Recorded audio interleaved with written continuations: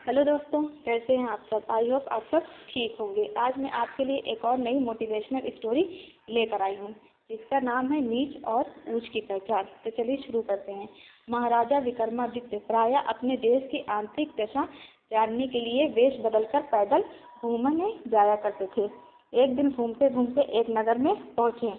वहाँ का रास्ता उन्हें मालूम न था। राजा रास्ता पूछने के लिए किसी व्यक्ति की तलाश में आगे बढ़े। आगे उन्हें एक हवलदार सरकारी वर्दी पहने हुए दिखा।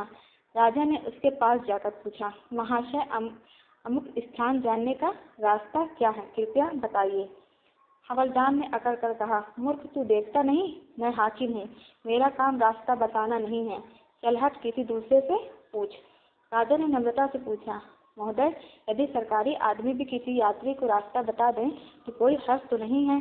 खैर, मैं किसी दूसरे से पूछ लूंगा, पर इतना तो बता दीजिए कि आप किस पद पर काम करते हैं।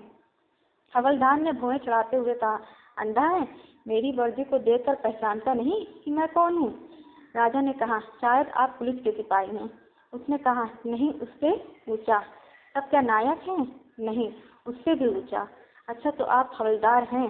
हवलदार ने कहा, अब तू जान गया कि मैं कौन हूँ। पर याद तो बता, इतनी पूछताछ करने का तेरा क्या मतलब, और तू कौन है? राजा ने कहा, मैं भी सरकारी आदमी हूँ। सिपाही की ऐठ कुछ कम हुई।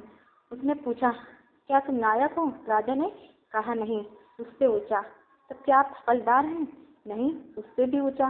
तो क्या दरोगा है? उससे भी ऊंचा। हवलदार ने कहा, तो क्या आप कप्तान हैं? राजा ने कहा, नहीं, उससे भी ऊंचा। सूबेदार जी हैं? नहीं, उससे भी ऊंचा। अब तो हवलदार घबराने लगा। उसने पूछा, तब आप मंत्री जी हैं? राजा ने कहा, भाई, बस एक सीढ़ी और बाकी रही है। सिपाही ने गौर से देखा तो शारदी पोशाक में महाराजा विक्रमादित्य सामने खड़े थे।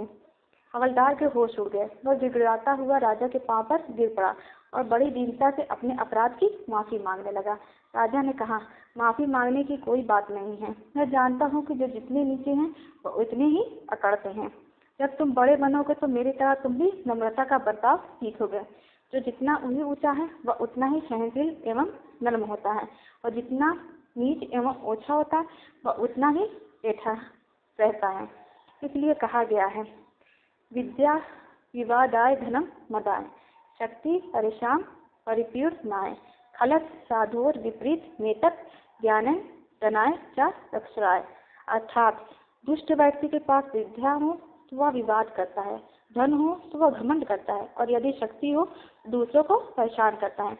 वहीं साधु प्रकृति व्यक्ति विद्या ज्ञान देने में, धन दान देने में, और शक्ति दूसरों की रक्षा करने में खर्च करता है। तो दोस्तों, कैसी लगी आपको मेरी ये कहानी? अगर मेरी कहानी आपको पसंद आई तो इसे लाइक करें, ज़्यादा से ज़्यादा शेयर करें, और मेरे चैनल को सब्सक्राइब करना ना भूलें। Thank you.